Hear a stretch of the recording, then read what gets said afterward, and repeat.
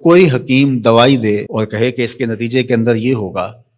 اور مریض 1 مہینے کے بعد وہ دوائی استعمال کرنے کے بعد آ کے کہے مجھے تو کوئی فرق نہیں پڑا، تو طبیب نبض دے کے کہتا کہ تم نے پرہیز جو بتایا تھا وہ نہیں کیا، تب اس کا فائدہ تمہیں نہیں پہنچا۔ وہ کہتا ہے میں پرہیز تو نہیں کروں گا، مجھے شوگر کا مرض لاحق ہے، میں تو دبا کے میٹھا کھاؤں گا، لیکن میں تمہاری دوائی بھی لوں گا، لہٰذا مجھے شفا ہونی چاہیے، لیکن جو آپ پرہیز بتا رہے ہیں وہ میں نہیں کروں گا۔ ڈاکٹر کہے گا پھر کرتے رہو، دوائی بھی کھاتے رہو، لیکن فائدہ نہیں ہوگا۔ لیکن اگر مریض مکمل پرہیز بھی کرتا ہے اور پھر دوائی بھی لیتا ہے تو اللہ شفا عطا کرتا ہے۔ اللہ نے روزے کا نتیجہ تقویٰ رکھا ہے، لیکن ساتھ یہ شرط رکھی ہے کہ تم ان امور سے رک جاؤ جن سے تمہارے رب نے منع کیا ہے، پھر لازمی نتیجہ یہ ہے کہ تمہارا دل تقوی کے نور سے جگمگا اٹھے گا۔ اور اگر پورا مہینہ روزہ رکھنے کے باوجود بھی اتقاء کا نور نصیب نہیں ہوتا اور دل کو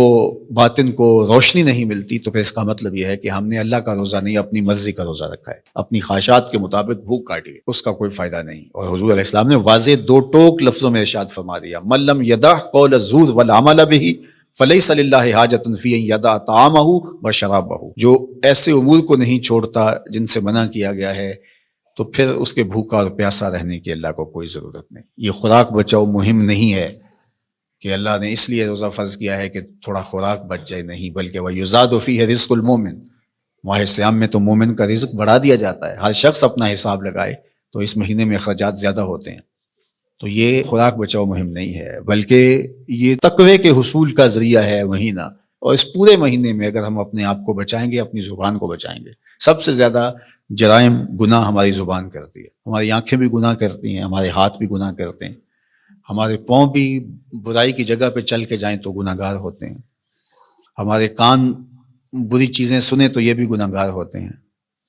لیکن سب سے زیادہ گناہ ہماری زبان کرتی ہے۔ تو اس لیے ماہ صیام میں زبان کو کنٹرول کرنے کا کہا گیا۔ آقا کریم نے فرمایا جب تم سے کوئی الجھنا چاہے اور تم روزے سے ہو تو اسے کہو میں روزہ رکھا ہوا ہے، نہیں تم سے کوئی زیادتی بھی کرنا چاہے تم اس سے الجھو نہ اور کہو انی امرؤ صائم، میں روزہ رکھا ہوا ہے۔ تو روزے کے اندر تو آپ اپنی زبان کو بچاتے ہیں اس احساس کے ساتھ کہ میں روزے سے ہوں۔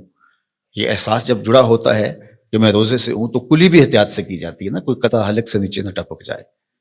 جب آپ روزے سے ہوں اور یہ احساس آپ کے ساتھ جڑا ہوا ہوتا ہے تو آپ امور میں احتیاط کرتے ہیں کہ میرے روزے کو نقصان نہ پہنچ جائے۔ تو کیا صرف کھانے اور پینے سے ہی روزے کو نقصان پہنچتا ہے یا روزے کو نقصان پہنچانے والی اور چیزیں بھی ہیں؟ تو اگر غیبت ہے، جھوٹ ہے، بہتان تراشی ہے، سب و شتم ہے، حتیٰ کہ فضول گوئی ہے، تو یہ چیزیں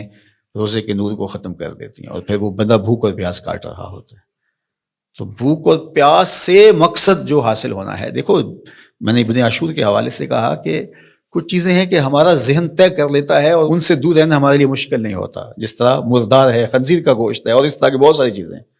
ہزاروں ایسی چیزیں ہیں جس سے ہم بچتے ہیں اور ان سے بچنے کے لیے ہمیں کوئی محنت نہیں کرنا پڑتی۔ وہ کہتے ہیں ہمارا مائنڈ کلیئر ہو گیا کہ یہ حرام ہے، یہ گناہ ہے، ہمارے رب نے منع کیا ہے، تو بس ان سے ہم بچ جاتے ہیں۔ اگر ہم اس کی فہرست بنائیں تو وہ سینکڑوں میں، ہزاروں میں چلی جائے، جو اللہ کی توفیق سے ایک مسلمان نہیں کرتا، صرف اس احساس کے ساتھ کہ میں مسلمان ہوں اور وہ نہیں کرتا۔ لیکن بہت ساری ایسی چیزیں ہیں کہ تم اس بات کو تسلیم کرتے ہو کہ ہم مسلمان ہیں، ہم نہیں کرنا چاہیے، لیکن اس کے باوجود تم کر رہے ہوتے ہو،